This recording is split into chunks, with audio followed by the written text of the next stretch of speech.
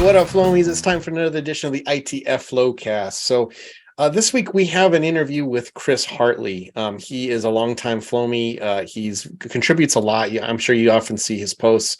And the reason why I wanted to talk with him, he actually reached out to me. There was recently a post about ADHD that I had made, and there was a really good conversation that was going on back and forth. There was a lot of things that were said. But he wanted to come on and share his views, since he is someone who has had ADHD. He's known he's had it since he was younger, and he just shares a lot about his struggles. He shares a lot about the misunderstandings that a lot of people have with ADHD, but also he talks about the strengths that come with that and how he's actually used that to help his business. It actually kind of formed his desire to become a window cleaner and be a person who owns his own business and have that control over his environment, that he wanted to help him as he navigated, a world that's doesn't have a lot of ADHD people in it. So we're just really, it's a little bit longer interview than we normally do, and I just wanted to play out because his expressions are really important. And I think it helps us as a whole to be more understanding to people with ADHD. So anyways, let's listen in as I talk with Chris Hartley. Hey, Flowmies, it's time for another edition of the ITF Flowcast. We are so happy to have Chris Hartley with us. How you doing, Chris? Good. How are you? Oh, I'm doing good, man. Thank you so much for joining us. I know we had it was a little challenge for us to make the time to get together, but I'm glad that you were able to sit down with me, and we can talk a little bit about your being a window cleaner. But first off, I just want to mention, for those of you who don't remember, Chris was one of our recipients of the Flowmie of the Year award. We really appreciate everything that you do for the group. Thank you. So, how did you feel when you won it? What was your thinking? It was good. Because realistically, none of us have met each other. So, it's all, you could say, internet strangers. So, to get outside recognition was really big. Just because, well, as we know, being a business owner, people don't necessarily know or understand, especially people who don't run their own business. Yeah. Understand the challenges that that we face and that we conquer every day. Yeah. So to get the outside recognition was huge. And it also helped restore some wind in my sails when I needed wind in my sails. Nice.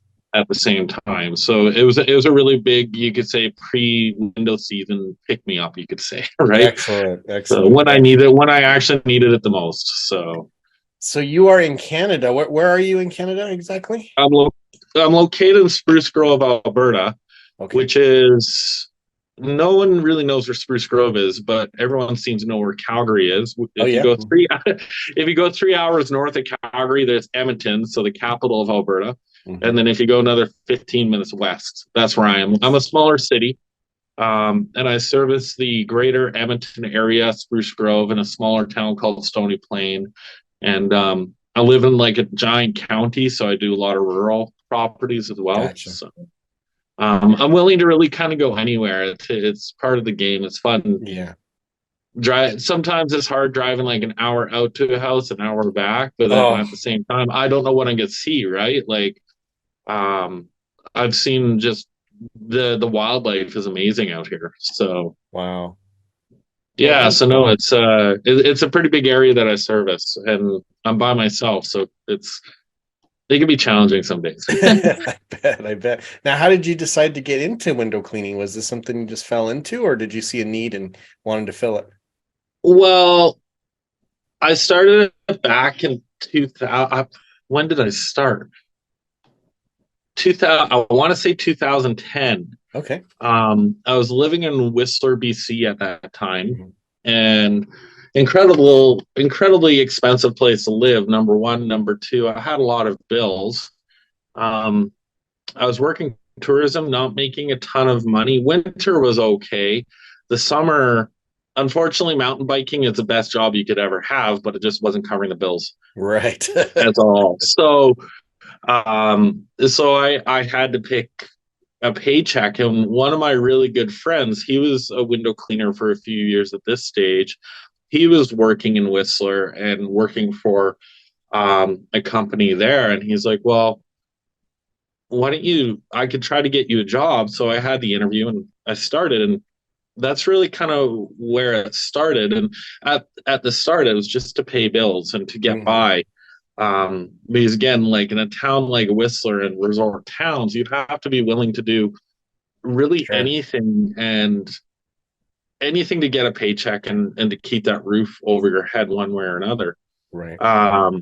Whether it's a high paying job or a low paying job, right? Like if it's a paycheck, it's a paycheck. So in that town, at some stages, I was working up to 3 jobs at a time, Oh man. and I was burning out, right? Like just trying to get a roof over my head and sustain it, and live up to some expectations as well, right? So you could say window washing was that first um, first taste of freedom in that sense, right? So I'm still in touch with that company owner and this individual. I'll give him a shout out. His name is Alex. Um, he's still a window cleaner, but he isn't. He's taking a step away from the industry, but I hope to see him back in the industry at some stage because he is a really good cleaner, and he's really talented and has a really strong work ethic, which really goes a long way in our industry, right? So so for now he's taking a break, but I hope to see him back one day in the industry. So well, I mean, I know, and we've talked about this a little bit, but with it being up so far in Canada, you snow is an issue, right? So you shut down for how many months of the year are you unable to work, or at least window cleaning work, I should say.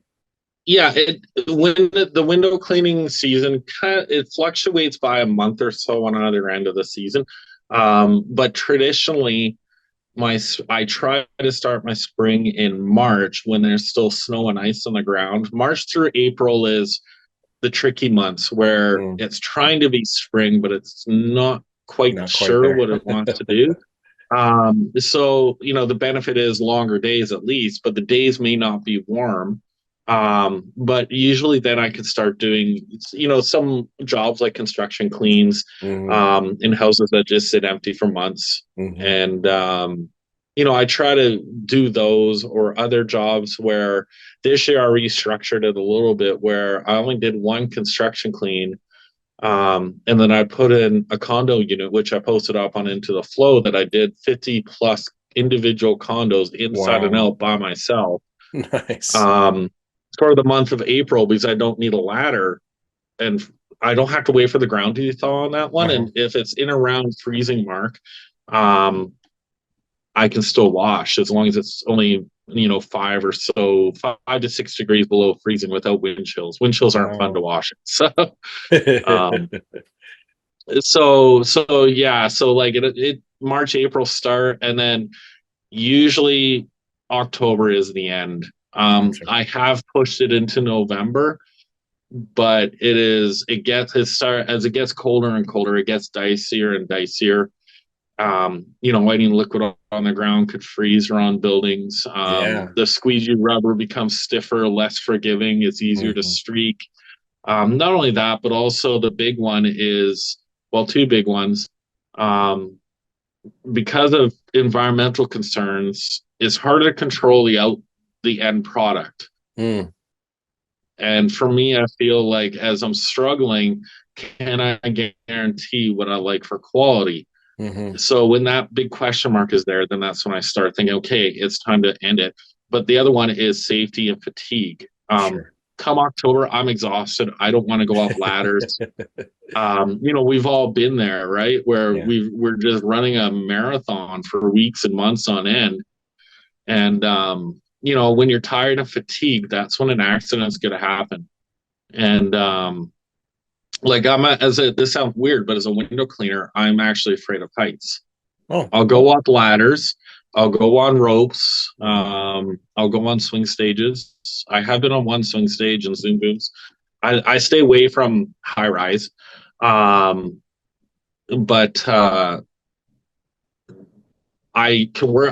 it's my friend Alex and the first company I worked for on Whistler that they didn't help me get over my fear, but they helped me respect the height that I was working at, and they gave me the training to how to approach it, right? And now, did we push the envelope with 30 and 40-foot ladders? Oh yeah, 100%. Like old school window washing tactics in this town. And that never did get comfortable with me, but again, we always respected the height, and both of us also knew when to walk away. And those are, those were some early lessons that were taught to me. Whereas I've only learned one hard lesson once, and I got lucky on that one, right? So, was it off on a ladder? Yeah, I was on one of those stupid folding giants. So, or little giants. If people are like, "Oh, little giants are the best," you'll see my comment, "Worst ladder ever." I've got practical experience as to why they're bad. It basically, the lock system failed on me, and I was coming off a roof, a single story house, and an A-frame with me still in it and on it. I ended up crashing down with my legs in the ladder, landing on like a planter. Like, I got lucky that I didn't crack my head open, or ribs or back or legs or whatever, right? So someone was watching out for me that day, that's for sure. So that was 8 or 9 years ago, and I haven't had one since, and I don't intend to. So. Well, I just think it's important, whatever you do, you just got to be comfortable with it, and it's like, I don't ever fault anybody who says, I'm just not comfortable, with heights to do mostly water fed or really limit their ladder work. Like I really like Jeremiah Hickey. He's perfected. He does everything with the under 0 degree, from the ground floor. And and then for the jobs you can't, he just turns them down, which I totally respect. If that's what you got to do. So, like, I think like all window cleaners, we're all a bit of a gear monkey in a one way. We see something really cool, new, might be a little flashy, and it's like, ooh, I'll buy that. It's a new toy. It's a tool. So I've spent a lot of money on equipment. If I see something and if I have the money to buy it that makes my life easier, I'll try to invest in it. So I do have a water fed pole system, which I use for commercial sake, or I'll use it residential if a safety factor is there, right? Where it's 3 stories off the ground or steep roofs, or even if it has a commercial amount of deck railing glass. But otherwise, I don't use a water fed pole. But I'm finding the 0 degree Unger channel, it wasn't that expensive, but man, it was one of the best investments I've ever made. And watching the video of you guys and the videos that you posted and tips and tricks have shown me how to use it, because I've had 0 degrees in the past when I was a relative new window cleaner, but I just used it only to access and to be able to finish off deep window frames and sills. A little bit easier, but not from a pole with a fanning method, right? And it's kept me out of some pretty tight situations. So nice, very cool. Yeah, well, it's a good tool. I always enjoy your posts. I think you have really good questions, and you're also not afraid to ask questions that maybe some others might be like, "Oh no, it's make me look like I'm not experienced or whatever."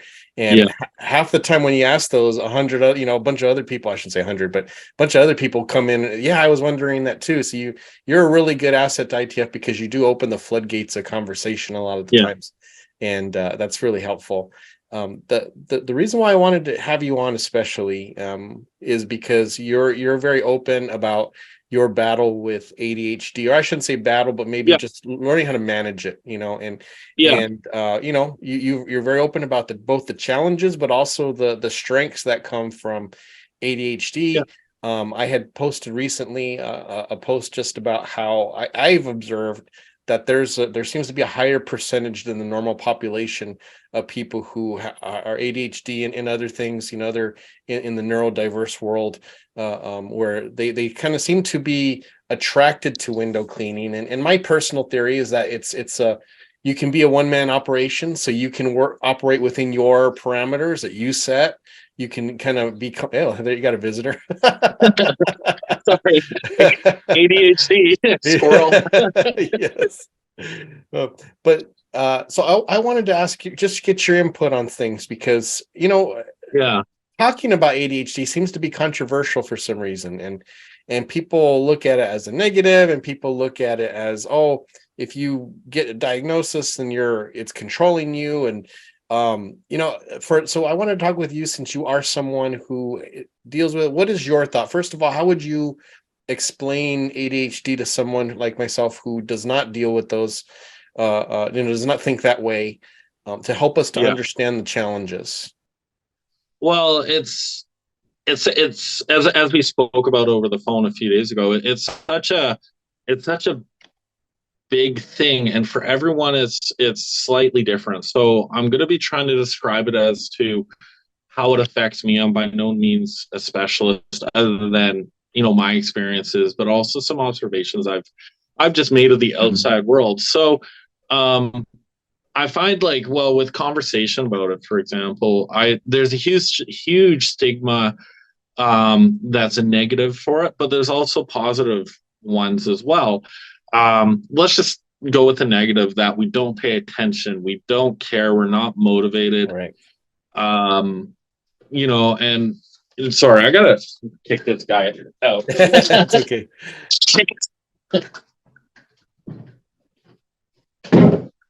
Again, limiting distractions, right? That was me out. But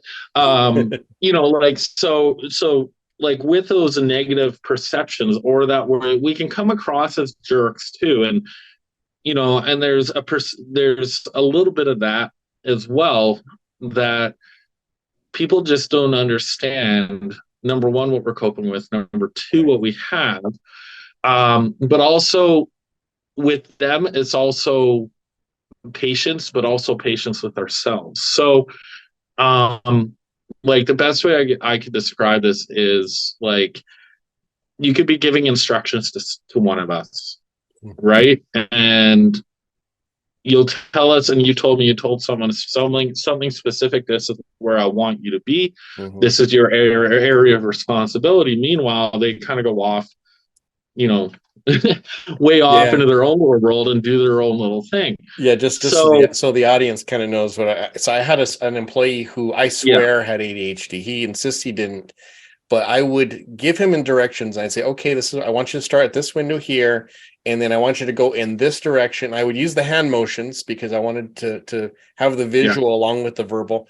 I want you to go in this direction, come around here. We're going to meet on the other side, and then we'll go inside, right?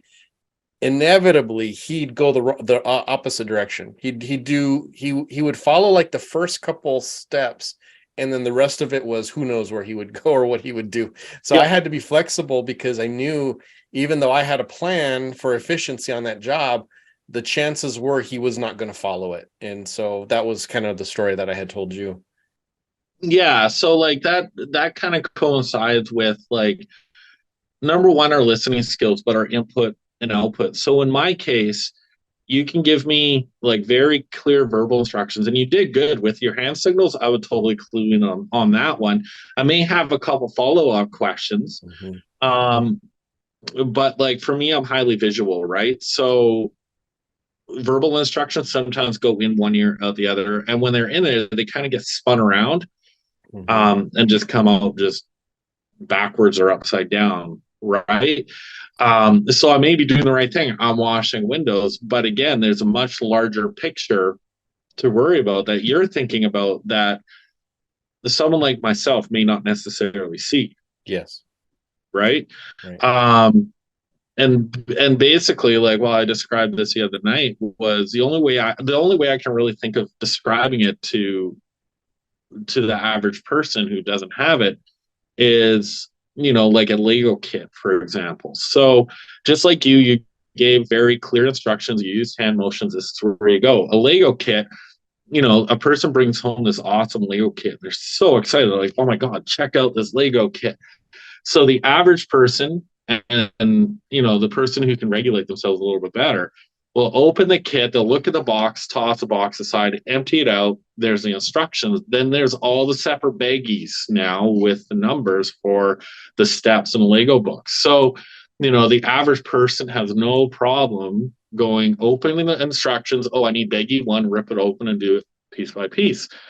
Whereas a lot of us, and myself in particular, will just be, this is where impulsivity kind of kicks in as well. We just get so excited that we're like, oh my God, Lego, rip it all open. Instructions on the ground, all the bags emptied, all the numbered bags. It's like, well, great. And this is where your instructions, like with the hand motions and someone getting lost, all these pieces are all over the place. We know what we need to do 100%, but we don't know where to start because we just bury the instructions in Lego. Right. So step one would be unbury your instructions in Lego. Because you can at least go off of that, right? Right. But no, because we're highly impulsive, and also we can be impatient. Well, screw this. I'm going to go off the picture on the box. so it's not that we're necessarily doing it wrong. We're just reverse engineering it right. as we're going, right? So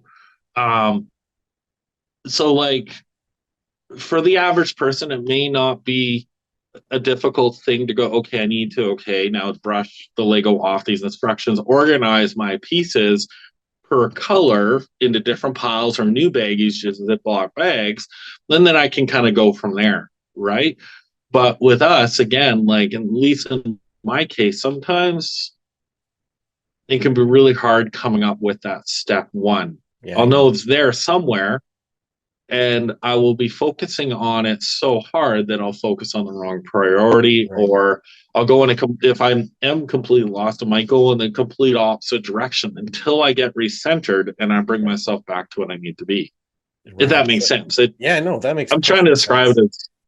No, I when you said that to me the other day, that really helped a lot, because my daughter, she's autistic, but she has a lot of ADHD symptoms, and she was diagnosed ADHD early on. So for many years, that's what we thought we were dealing with. But regardless, she was exhibiting those symptoms, and that was always the big, because I'm a very logical, very orderly person especially when it comes to completing tasks. And just like what you said, rip open that's my daughter. We'd get in a situation and, okay, we're going to do this. Nope, we're going to do this. And everything, everything went to the wayside, no matter what, and so it was really a challenge to me to do things with her, because I had to let her be herself. And it was the way she would carry out a task or an art project or a craft, thing or whatever, was the total opposite way that I would do it. And right now we're in therapy, and we're doing group family therapy with her to help us with her, deal with her autism.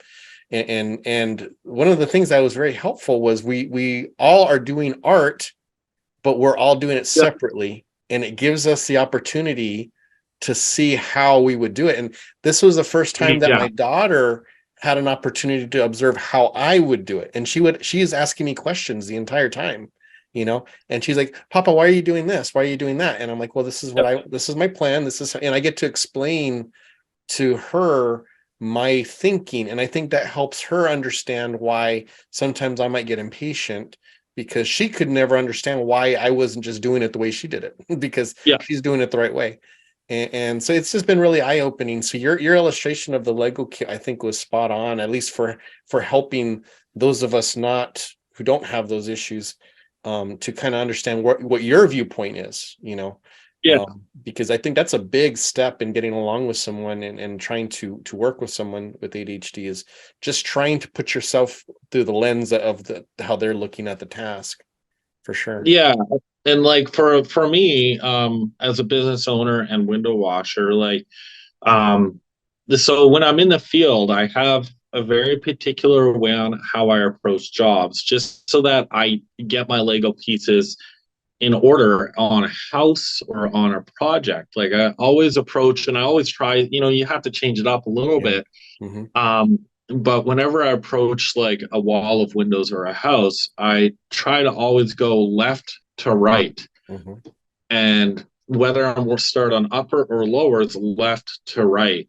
Part of that is helps me be way more methodical on my approach, because if I'm going left to right, I'm much less likely to or less likely to skip over stuff. Yeah.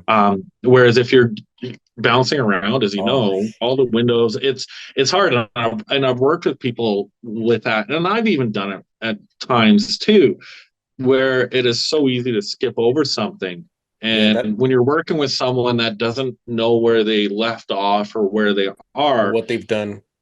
what they've done, it can be really hard to pick it up or come in and assist them finishing that area, right? Yeah. Um, and like I've worked with a number of individuals in the past, including, well, as I said myself, I'm by no means innocent on this.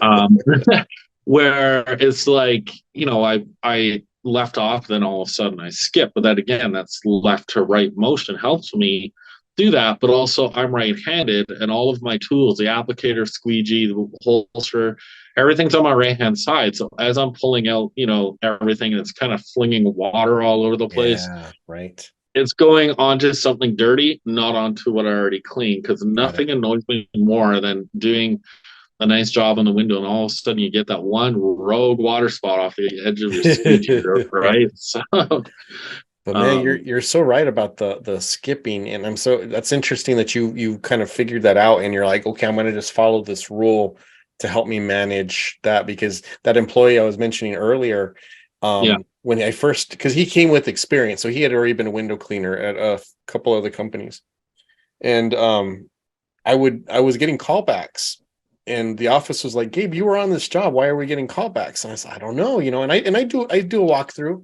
not a super yeah, thorough one, but I'm looking for major things. But what was happening was on the interiors, I would put him in a room and or an area, like a living room, where it's yeah, encompasses the kitchen and whatever.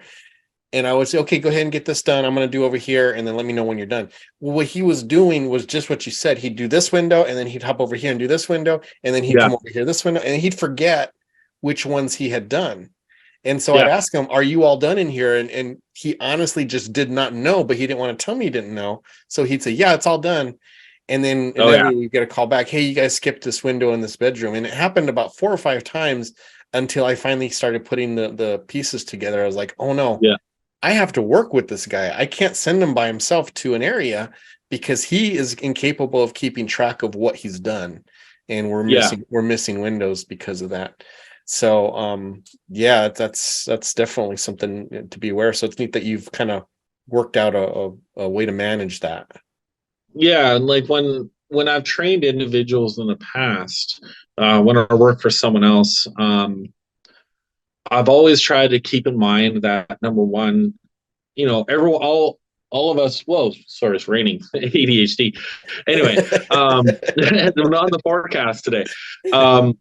So like, I've tried to keep in mind, like, all of us are beginners, right? And when I'm training someone, that's number one. I don't expect them to be, someone like me or you or who've had a number of years experience. Number two, I show them my method, and I try to get them to see the logic in my method. Mm-hmm. But then as they're growing as window cleaners and they start getting experience on their own, they're going to come up with their own ways that work for them. Mm-hmm. And me as a trainer, it was my responsibility to help grow that side of them, right? Because that's what's going to make them a good window cleaner in the Yes. end, is them being able to adapt and figure stuff out and do the job on their own. Yes. And as I go to hire people myself, which I've been very shy on doing for the past few years, it's my 5th year in business, and I've only hired my niece as a part-time casual. Part of that is me also realizing I have to hire someone, A, to take a load off of me, but B, I have to be willing to trust someone. Now, Yes. I'm sure all of us have kind of worked with individuals, and just through life, there's a lot of good people, a lot of bad people. How do you find really good people? And I'm going to throw that out to anyone who's watching.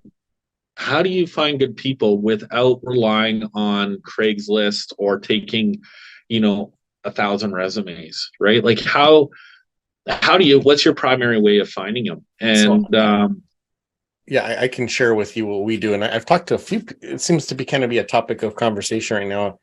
Um, what I do is when it's someone who's not doesn't have any experience, if I need an experienced person, I'll typically look on Indeed. That's my go-to site. But all of them will have their own strengths and benefits.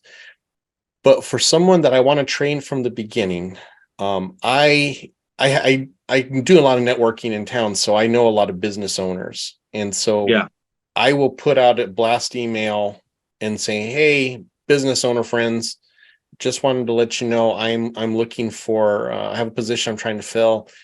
Do you know of anyone that would be a good employee, is dependable, someone who you would hire if you had a spot open on your crew, to take in an entry-level position?" And I started doing that about 3 years ago, and I every single person I've got, I still have to this day. And it's been a really nice thing because, one, you're not talking to friends and family, because friends and family, they don't always understand what it takes to be a good employee, right? And also they may be trying to do a favor for one of their friends, so they may recommend someone that they know is probably not a good employee, but they want to help them out because they feel bad for them. But if you talk to business owners, they don't want to refer someone to you that they really don't think is a good employee, because they don't want it to look bad on them, And I have a list of people, whenever I do hiring, there's always people who I'm like, man, if I had another position, I'd hire this guy, but this other person, for whatever reason, they have more experience, or and I'll keep their name on file, because in case someone asks me, I can say, yeah, here's a list of 3 guys who I interviewed last time that I really liked, but I just couldn't hire them. And if it's too long, obviously they probably already found another job, but you just never know when someone might call and that person's looking for work. So that's what I do. I mean, it's not a foolproof method, of course, and it also relies upon you kind of having a lot of connections in the community of other business owners, but it's worked out really well for me. I mean, I've been super happy with the last 3 guys I've hired that way. And they it's been good. Like with one of the challenges that that the industry up here faces, the service in the home maintenance or service industry, sales, well, any industry, is we have a large economy based on oil. And so, like, you could be a high school dropout and go work up in the oil fields and earn over $100,000. So, that's one thing that we're competing against, is like, why would they want to come and work really hard for us?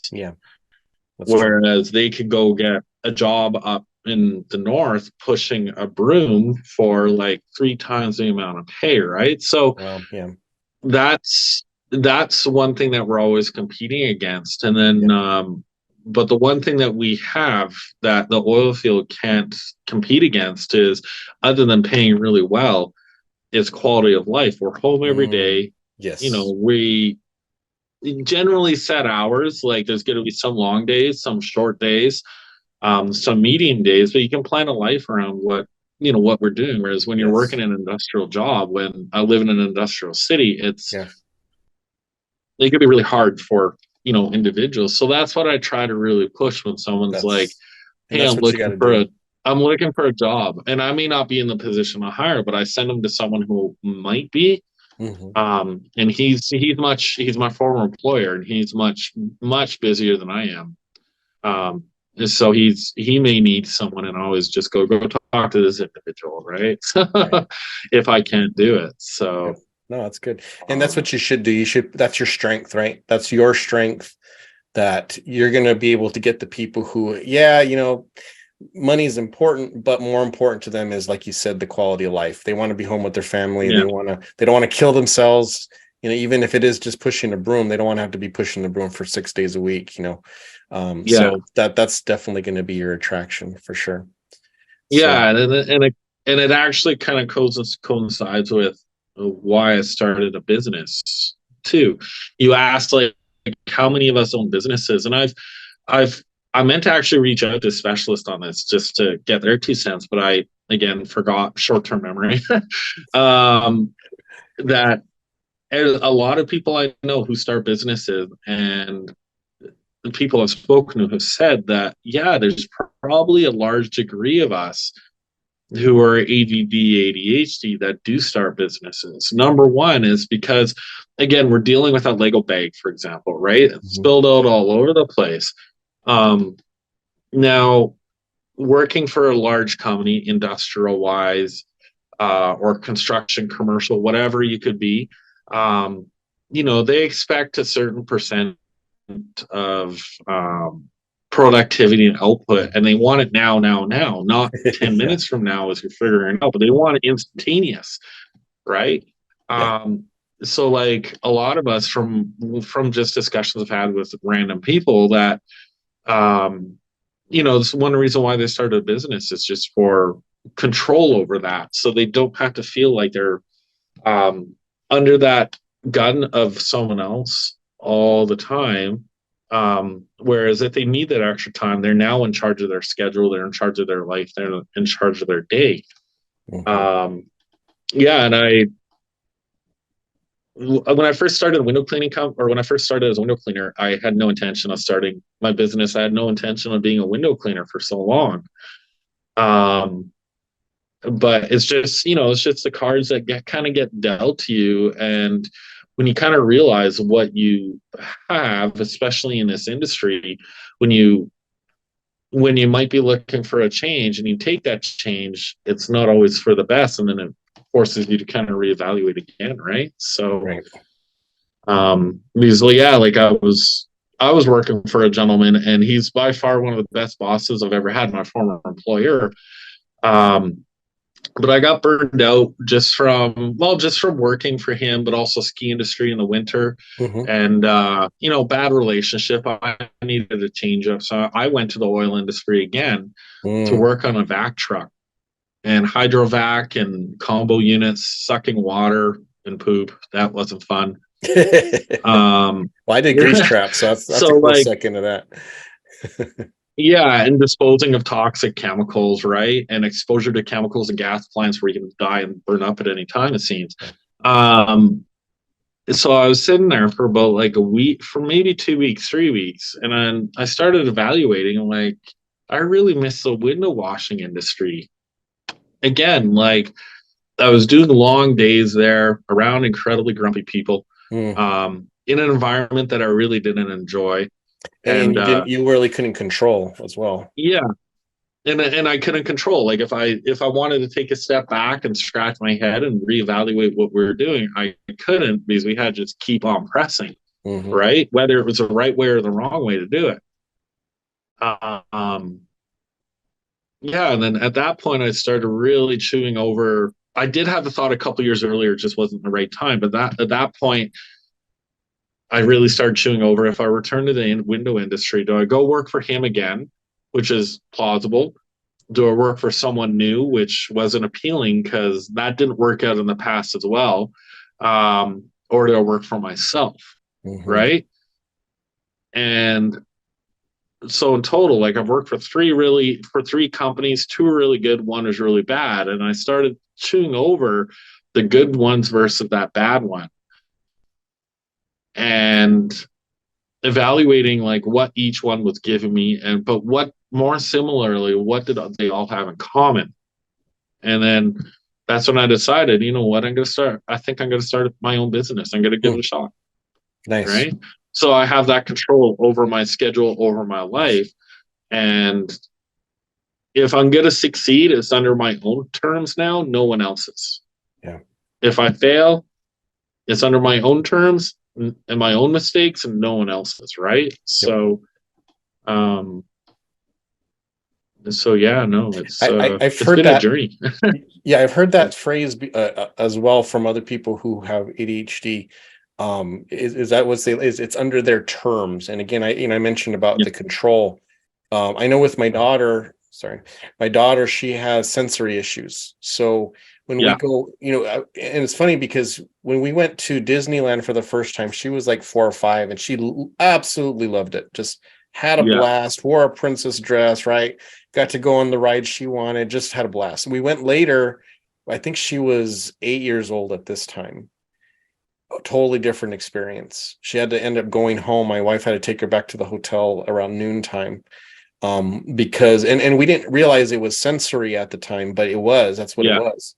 It was an overload of the sounds and the colors and all the people and the background noise, and it just overwhelmed her. And that was one of the first signs that we just didn't recognize at first. But I think with a lot of people who are dealing with ADHD, they have that ability to control their environment to a certain extent, and they can tune it out. You can pick your customers, right? You can pick the customers who like you, and instead of the ones who maybe are a little high strung and get frustrated with certain symptoms of ADHD. But that control is important because you can actually enjoy the same type of work that you might not enjoy were it in a more controlled or where you lack the control of the environment, like maybe working for an employer who set rules or set specific deadlines or whatever that are difficult for you to meet, So I find that seems to be one of the driving factors in starting their own business. Yeah, no, absolutely. And with myself, and the way that you mentioned your daughter has sensory issues, I've got a form of it too, and a lot of us do. And people accuse us of not paying attention, and we do. It's just that we're paying attention to everything around us at the same time. Yes. So you could be giving us instructions on that individual that got lost with you, but I could be looking over here at the dog barking, a kid is screaming behind us, and then just plus noises and flashing lights, whatever. Meanwhile, we're trying to listen intently to you, but we're also unintentionally listening and watching intently everything else around us. Yes. And for me, like, my best friend are noise canceling headphones. I absolutely love those. My daughter has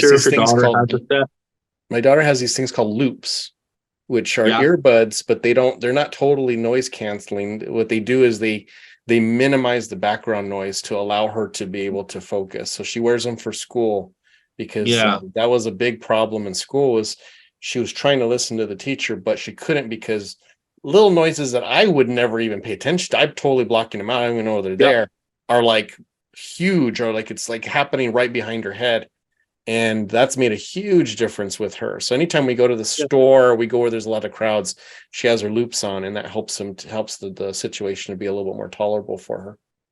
Yeah, and for me, just having the sound dampened with headphones, it just helps me stay focused, but also in a good mood too, because then I'm not also getting bombarded by all this outside noise that the atypical person can filter out much easier than we can. And I think that's where a lot of people misunderstand us, that we in some cases have a hard time just filtering and paying attention. And there's a good chance that, again, if you're talking to us and if we're looking a little spaced out, we're listening to you, but we're also looking over your shoulder at the birds flying around, right? Yeah. And then wondering, like, what color are the feathers, or something just completely random.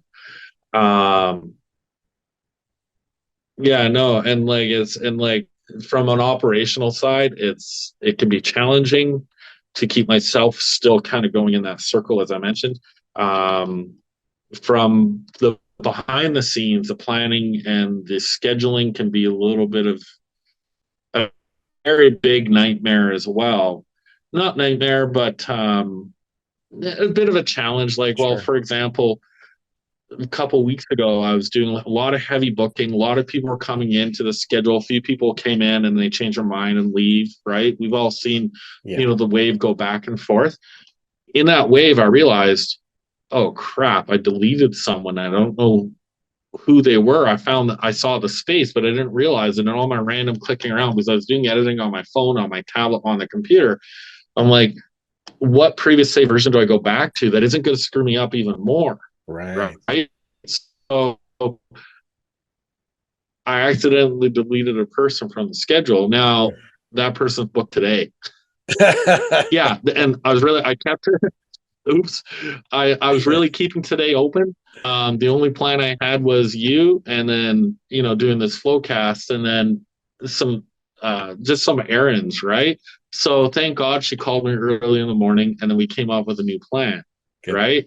Because I really astute me, I booked her early spring, and I always send follow-up emails with the date, but it's so early in the spring, my brain wasn't kicking in, and I didn't send her that confirmation of date. If I would have done again that simple step that I'm doing now, it wouldn't have been an issue. I just refer to sent emails. Oh, there that person is, and then put them back in, right? Yeah. So like my ADHD days may not heavily affect me the day of, but downwind it can, right? And then well, I was out pretty early last night doing my neighbors, for example, and so I washed all their stuff. I dropped all my tools in my garage, but I still had a little work I had to catch up on yesterday. We forgot to get some screens removed from the inside that only pull from the inside. So I arranged with the homeowner. He pulled them last night. I drive 15 minutes out to this house in the country, jump out, I'm like, oh, really? What are your tools? I forgot my bucket, my squeegee, my soap, my work belt on the floor of my garage where I last dropped it. So I'm like, okay, I got enough gear in my car. I could probably pull this off because there's only literally 6 2x2 window panes all the way around the house that I had to do. I'm like, I'll just go off my reserve soap. That's no big deal. I got a spare bucket in the back that I use as a bit of a toolbox, a drop box. Then I realized, wait a minute, that was a spare soap in my bucket in the garage. So it's like now back to square one. Again, Lego pieces kind of scatter all over the place. Back to square one, have to drive all the way home just to grab some stuff, all the way back, and then do the 10 minutes or less of work, and then drive all the way back again, right? So, Yep. So that's a bit of the organization and the noise all kind of kicking in all at once today, right? When it was a mistake that I realized I made a few days ago when I was very focused on what I was doing, but I couldn't find the solution, right? So well, there's a couple things I wanted to touch on before we get out of this topic, but before we go on, I just really want to make sure it's highlighted, because this is the number one misunderstanding, and certainly a misunderstanding that I had with ADHD, is the general feeling is when someone, like you said, when someone is staring, that they're not paying attention. And so the tendency is to tell them, well, if you could just focus, then your all of your problems would be solved if you would just stop daydreaming and thinking about something else. But that was one of the things that the counselor told us, was it's not that they are not paying attention, it's that they have too many things to pay attention to, and it's hard for them, and that's an important distinction. I remember I went through it was for dementia, it wasn't for ADHD or autism, but it was like a kind of it was to help you understand what a person with dementia was going through as they age, and you basically put on like clothes that cause pain, like there was like little things that you stepped on in your shoes, and there was a real brace of clothes that you put on to understand, because they were very sensitive to their clothes. But the noise, that was the hard thing. The sounds were so loud because you wore a headset, and all you were asked to do was to fold some clothes and put away some dishes. And it was so hard to do that with everything blaring in your ears. And then they'd have a siren go by or a knock on the door that was like really loud in your ear, and it scared you. And I just had such a respect for people going through dementia and Alzheimer's, because that's their life, and it's like, no wonder they're slow. It's not because their motor skills have slowed down or their brain has slowed down. It's that the stimulation has increased, and it's hard to separate all of these things that kind of are at the same level, to be able to distinguish what's the important thing I need to focus on. and then to remember that thing, because there's so much stimulation continually, bombarding you. And I use that to kind of inform myself of what my daughter's going through, and try to be patient with that it's not that they're not paying attention. It's just that it's hard for them to deal with they pay attention to way more things than what we pay attention to. And that's where the challenge is, but I did want, oh, go ahead. I'm sorry if you wanted to say something on that. No, no, you described it actually very, very accurately from my understanding of it, how it affects me, but also how it affects other people, right? So the thing I wanted to get into was, you had mentioned before about impulsivity and the challenge that has with running a business. Could you talk a little bit about that, and also how that does have a tendency to lead into substance abuse amongst those with ADHD, and just your experience with that, because I know it's been something that has affected you. So like with being sorry, I'm having a hard time finding my words. With it, like, we do have a big degree of impulsivity. So it could be, like in the case of the individual that you worked with, you told him what to do. He's kind of going all over the place. That could also be fueled by impulsivity. While I feel like going here, here, here, here, he's not too sure how to control that impulse all the way around, right? So with the impulsivity, it can lead to and be incorporated with like just really messy spending habits. That's mine. I tend to eat out way too much, and lack of planning. I blow a lot of money on junk food. So like, and then, or taking just really risky behaviors. So in the case of window cleaners, we're working at height. Like, for the majority of our day, we're probably on ladders one way or another. So curbing that impulse of that one window's right there, I can go at it safe from ladder, or I could do a walkout, right? It's faster to just do a walkout maybe than to do a ladder setup. So heck, I'm just going to do the walkout straight out. You just put yourself at extreme risk opposed to minimal risk from ladder, right? And I've seen guys do that where, just impulse to just go out and go. So like, one of the ways I curb that is, it's like I look at it and go, just because I could doesn't mean I should, right? It keeps me safe. But also with the impulsivity too, right? Like, as mentioned, drugs. I've never have experimented with drugs. I'll drink a little, but not. A case of beer will last me months. But with ADD, ADHD, all that noise that we talked about earlier, all that clutter, all that disorganization, the Lego kits spilled all over the place, a lot of people have a hard time regulating that. And they will turn towards substance abuse, whether alcohol, marijuana. Marijuana is apparently a big one.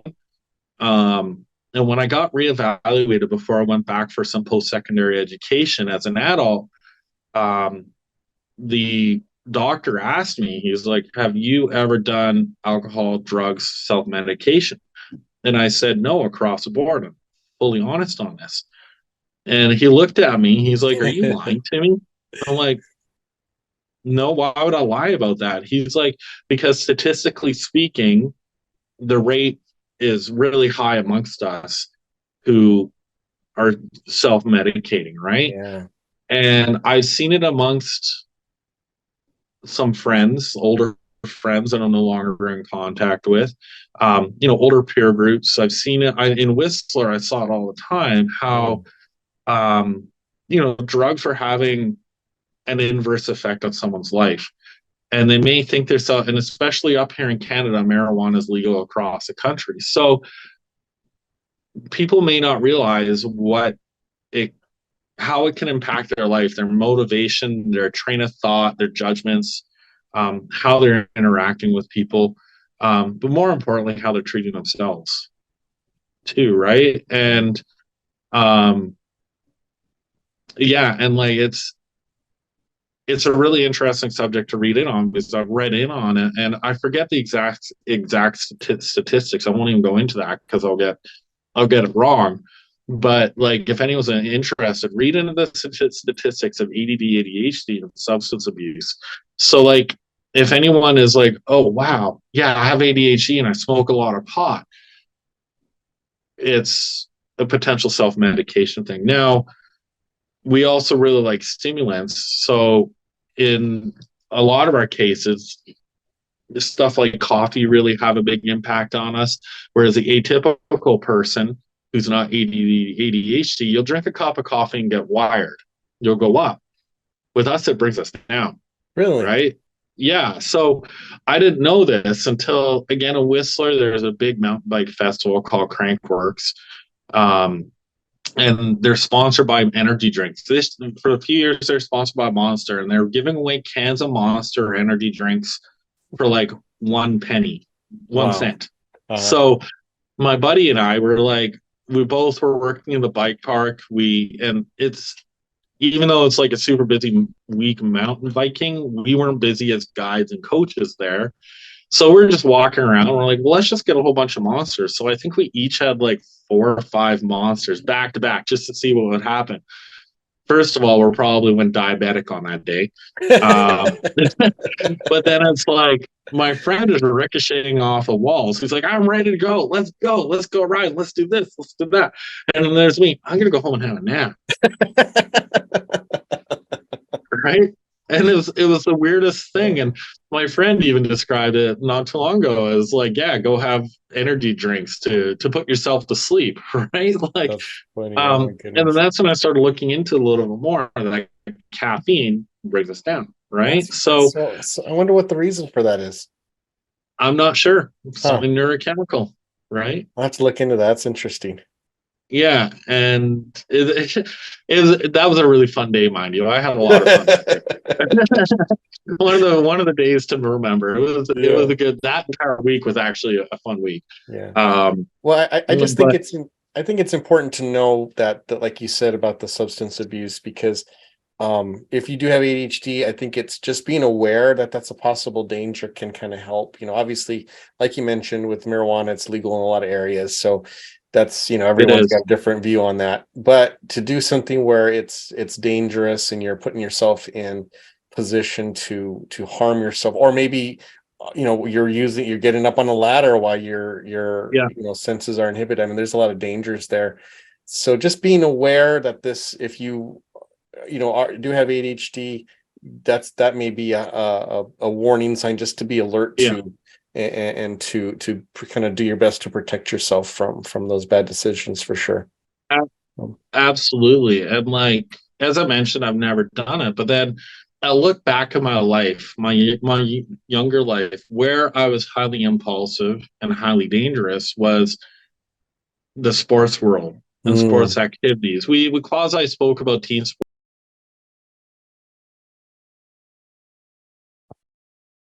I lost you there for a second, Chris. You muted yourself. I used to do dumb things really dumb things on a mountain bike and on skis, and just like, I was after a rush, you could say, like that adrenaline, which is, again, like, it spikes you, right? Right. And not only that, is also a bit of it was a hyper focus that I didn't realize was impacting me when it was. So like, even though I've never done a drug or alcohol, living in a town like Whistler, where you've got year-round mountain biking, year-round skiing, year-round just year-round adrenaline, really, from the moment you wake up until the moment you decide to stop, that in itself is addictive and a drug. And that's how I coped with it, was my environment, control environment. Interesting. Environment, right? Wow. Huh. And then sorry, go ahead. Well, and when you look at, I'll use professional skier, and professional mountain bikers, the guys that are in the Red Bull movies, who are really pushing the limits on mountain biking and skiing and snowboarding, I bet you if most of them got evaluated, they're probably in the ADD, ADHD spectrum easily. Yeah. I saw it in Whistler all the time. Makes right? sense. Yeah, makes sense. But I think that kind of leads us to the next point I wanted to talk about was the strengths that come from ADHD. And you mentioned hyper focusing. So share a little bit about how the ability to hyper focus can be a benefit to being a business owner, or like you said, even just any type of passion that you might have, and having that ability to hyper focus can help you to excel in areas that maybe someone who's not neurodiverse might struggle with. Well, hyperfocus again affects people, all of us, a little bit differently, right? So, primarily, like with myself and other people I know who are ADD, ADHD, it kind of focuses on our interests or our hobbies, right? So, as I mentioned this over the chat before. When I was a kid, I had a really hard time coping and understanding what was going on. No one explained at all what was happening to me. They watered it out. And anyway, that was a bit of an issue with my parents there. They'd always sugarcoat stuff, right? So for as a bit of a coping mechanism and escapism, I went, and this is why I like Star Trek. There's a model there, building one back there, and you can't see them, but they're all around me too. From when I built as a kid, and a few up there. But when I was a kid, I memorized the whole entire Star Trek: The Next Generation technical manual front to back. And then also the same thing with the original series, front to back. Didn't find that one as interesting as, The Next Generation with Picard and it looked as well. The new series portrayed her. It's the fat ship. But yeah, so like I was really capable of learning and understanding that. Now I had teachers also picking up on that, and they were the good teachers. Picked up on it, and they totally weaponized it against me to get these. I lost all motivation of school. I was very young. I was 8 to 11, somewhere in there. I was struggling really bad, falling behind the kids, and I knew I was. But I had a really big interest in Star Trek, and one of the good teachers I had, he was the first one to spot it. He weaponized it against me to get me to learn science and understand science, right? So like, and I realized, okay, well, Star Trek is make believe, but then at the same time, if we keep, and this is one reason why I really liked it, if we keep pushing towards this in another 500 years, where could we be with humanity, right? So that really appealed to me. But then also the other spectrum, this is sad, and I mentioned this on the phone the other night, that in a world like Star Trek, no matter what's wrong with you, they can fix it. Yeah. So like it is a bit of a hard subject for me to talk about. I'm actually kind of struggling to control my emotion because it's awakening some feelings that I've had about myself and my self-esteem, that in a world like Star Trek, they would have been able to fix me. They'd point, they'd point whatever beam at my head, boom, done, fixed, right? So there was also that too. But more importantly, it didn't matter in that show who you were, you're accepted, right? So yeah, no, hyper focus. I knew everything about Star Trek. And I hyper focused on mountain biking, on ski instructing for a long time. Some had most of them had really positive impacts. Both some had not so positive impacts, but then also mixed impacts, right? On just motivation in life, on where to go. And like like with the hyper focusing, if you've got an employee that's ADD, ADHD, you can again send them to work, and they can if you can get them starting where you want them to start, they'll just keep going until either they get exhausted and drop, or until the job's done. So like our personalities, when you look at ADD, ADHD, and our hyper focus, our adaptability, everything, that's why you also see a lot of police officers, firefighters, fighter pilots, special forces. Any of those is because we're able to hyper focus and channel Wow, all that's that interesting. into it's hard to describe into, you can say, one of our superpowers, Yeah, right? yeah. Um, but then again, hyper focus, this is where, say, your employee may have had issues too.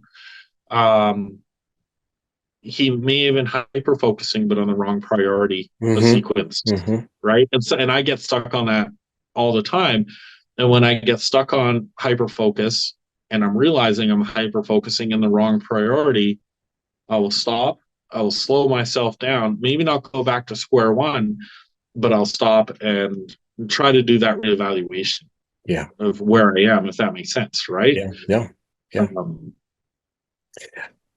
I think, Chris, you brought up something really, and I know you said you get kind of emotional thinking about it. I get emotional as a father thinking about my daughter, and it was really brought out in the discussion in ITF. It's the difference between, do we fix or change someone who is ADHD or autistic, or number of the different things that come in that category, or yeah, are we accepting them and letting them yeah, to live their life as their brain wants them to live.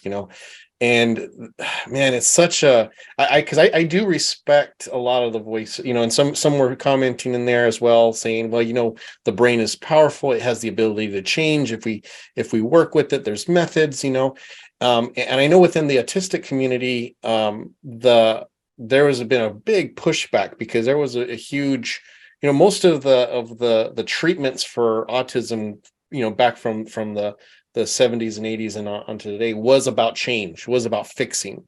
yeah. And as those children came into adults, there was a big backlash, because they're like, you know what? There ain't nothing wrong with me. This is just this is how I am. Just give me the tools necessary to function with how I am, rather than trying to make me change. Because if you're telling someone they need to change, you're sending a message saying they're not good enough, Yeah. or there's something wrong. And that message, I think, has been very damaging to so many young people growing up, wondering why they Oh, couldn't do the same things that their classmates are doing. And had they received the message of, hey, you just think differently, that's all, let's figure out how you can still function and use those differences to your advantage, yeah. which I think it's moving towards now. I think there's definitely a change in attitudes, but it would have saved a lot of heartache for young people, and I think even adults now are still dealing with the effects of that, of that mentality growing up. Yeah. Yeah. No, absolutely. And like, and nothing sucks more than either having that family member or a friend, someone close to you, who doesn't understand. They're like, I need you to change this, this, and this, when you can't change. They can't, and they also have to recognize they can't fix you, right? Yeah. Um, and like, as an individual, and especially as an adult, I'm responsible for myself and trying to coach myself through it. Um, when I need help, I ask for help. And as as a parent, then it's, you're guiding your kid through, you know your daughter through what she's experiencing, what you guys are experiencing. um and the biggest thing that my parents gave me was, they sent me to a special school that taught me a lot of coping mechanisms, how to adapt to, I didn't realize they were doing this at the time, but how to adapt to those outside changes. Now, do the coping mechanisms always work? No, they fall apart sometimes, depending on what's going on in my day. Hmm. Um, but they gave me important tools that come in really handy as an adult, and especially as a business owner, Yeah. um, to do. And but yeah, the hardest part is when you have someone who's not even willing to help you through it, and then they make you feel Yeah. like a bag garbage, right? So Yeah. Yeah. And I think parents, especially, we have that responsibility to give our children, one, the best tools they can to manage, but at the same time make sure that their psyche and their sense of individuality and yeah, who they are at their heart still comes through, and that the child knows they approve of that and they love them for who they are, and they love them for what they love, and that's how they use that field to navigate, through the rest of their life. And I think it's good that more people know about that. And I think that's why I really wanted to have you on. And I mean, no one ever wants to be the spokesman for an entire bunch of people, but I think being a window cleaner, being a business owner, and having gone through that, you gave really good insight to help those of us who are not absolutely ADHD to kind of have a better understanding, maybe have more patience with our friends who do, and maybe it'll just smooth things over a little bit. Well, and like with anyone who suspects they're in the spectrum, ADD, ADHD, and they've never been evaluated, and they're like, well, maybe I have, because unfortunately, like with social media, it's becoming a very popular thing to self-diagnose. Yes. Right. But like if they're like, wow, okay, like what we may have said here made sense, or what they're seeing on social media has made sense.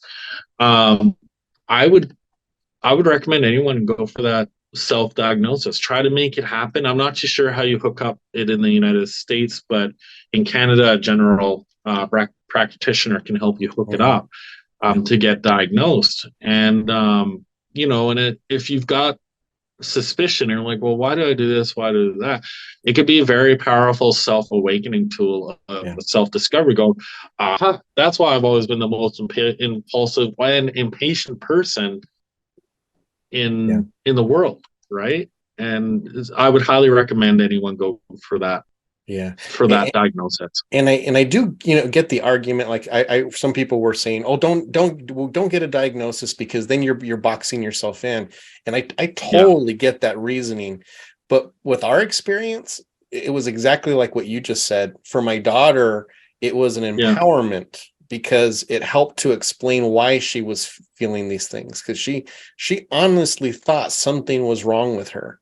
And she honestly thought like she was beyond being fixing, and it just affected her how she felt about herself, her self-respect, her views of the future. She really had no hope for the future until there was an explanation. Hey, you're this, it's like someone's being, thinking they're a bird, and then hey, you're a duck. Oh, well, that's why I like to be in the water all the time. Oh, that's why I like to do this. Oh, well, hey, nothing wrong with being a duck. I'm just not a bird. That's okay.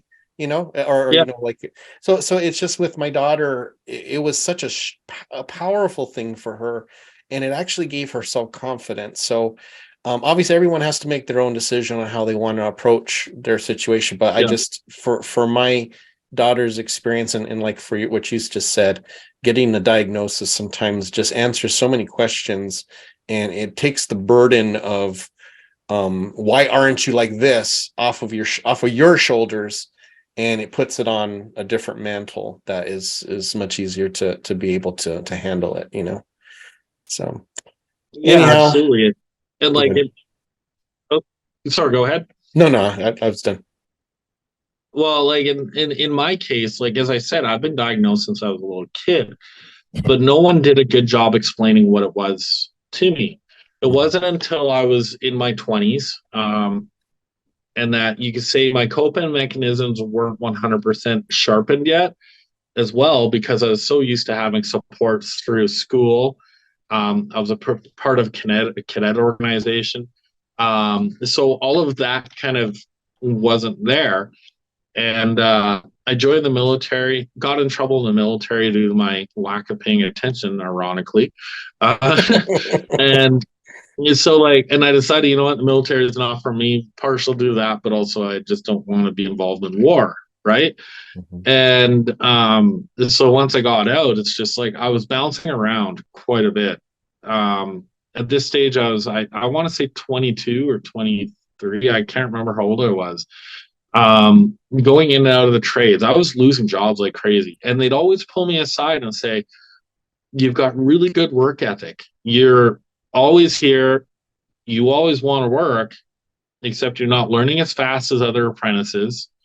You're not it seems like you're not always there, right? You're there, but you're not there.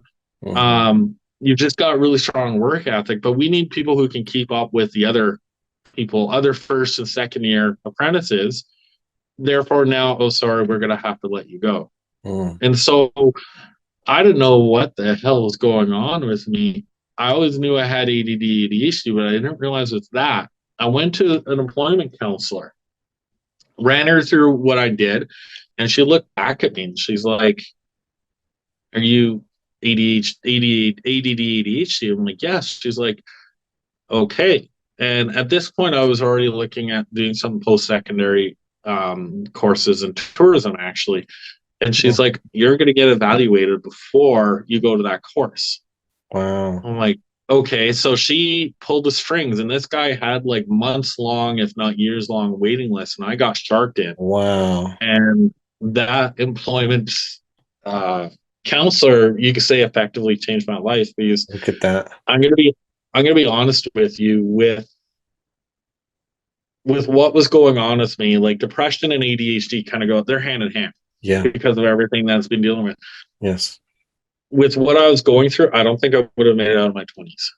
Yeah. I'll it took me a long time to acknowledge and talk about that, but it and that dark tunnel that I was starting to kind of transfix into a little bit. But I don't think I would have made it out of my 20s. And the one thing that helped me stay out of that was, again, mountain biking and sports, Hmm. right? Because it was a positive outlet Yeah. um, for it. So, no, Yeah. it's amazing what you're doing for your daughter. Like, I've got so much respect for you guys Yeah. Well, on how we, you're approaching her and how you're approaching yourselves too, right? So, yeah, it just, like, man, you said so much of what we're going through too, because like I think earlier you had said about with parent is like you can't fix your child, right? And that was, yeah, hey, your child breaks their arm, you take them to a doctor, you get a cast, and it gets healed. They get sick, you go take them to the doctor, they get antibiotics or whatever, and then they feel better. And we were at the point where we're like coming to the realization, this is before we knew she had autism, or she was autistic, I should say, that we're not going to be able to fix her daughter. We thought this was just depression related to ADHD, and to have your young, preteen daughter talking about such dark things, it just, yeah, man, is this my life? Is this going to be our life? As parents, doing our best just to try and keep our daughter alive. And I don't think when people nonchalantly talk about struggles with ADHD, or talk about struggles with any other type of neurodiverse issues, and they say things that are flippant, like, well, if you would just focus, if you could just do this, or if you could just be stronger mentally, you don't know what impact that has on someone who already has depression, is already tried their whole life to change and hasn't been able to. And now someone just throws it out there, well, if you would just be a stronger mental person, then you could overcome this. It's like daggers, and so we just have to be real yeah, careful about that, and respect the fact that a person says they have ADHD, they've probably fought a battle that you just have no clue about, and just have that understanding, so that they can know that you're a safe person to talk to and spend time with, that you're not going to expect them to be something they're not. And yeah, it, they know they can be themselves, that's all anybody wants, right? yeah. No, exactly. Um, yeah, no, and it's having the supports in place and Hmm. doing exactly what you're doing is going to help her. And if, as I mentioned, if anyone else feels they need to go get evaluated, it's a really good self discovery tool as an adult, because like Hmm. there's a big misconception too that we grow out of ADD ADHD. You grow out of it. That's kind of that's misconception from really old studies done Yes. like decades ago. Yeah. Um, but we actually don't. In the case of ADD, ADHD, you can grow out of the hyperactivity part. That's what I grew out of, but it can manifest again as impulsivities, Yeah. as weird. Well, let's just say impulsivities. We'll just keep it simple. Hmm. It can manifest itself as impulsivities, so reckless spending, or if you're going to gravitate towards substances, um, so, or just really just weird decision making. Yeah. So yeah, no, it's Chris, thank you so much for talking with us about this. We're way over time, but I think we had some important things that were said, and just thank you so much for being so open about it and being willing to talk about such sensitive things. I hope that this interview will, help people who don't understand ADHD to understand a little better, but also those who do have it, to maybe hearing someone else express what you expressed, maybe it might make them feel a little more heard, and feel like they're not alone. So especially in ITF specifically, but in the window cleaning community as a whole. So anyhow, thanks so much, sure. Man. If anyone just wants to talk about it, give me a reach out. I'm more than willing to, just to chat to them about it. If they're feeling like they're in there and they're like, oh man, I don't know if I want or not, then I'm open to talking to other people if they want, right? So you guys have a big support for me starting my business, and it's how I can try and pay forward. Nice. Right. That's really the only way I can think of how I can pay forward. So awesome. Yeah, no, again, thank you. I do appreciate it. Thank you, bud. All right, Chris, well, you take care. You have a great day. Thank you, Flowmies, for listening. I know this was a little bit longer than we normally do, but man, it was just some important material in here that need to be said. So you guys take care. You have a great weekend. And as always, flow on.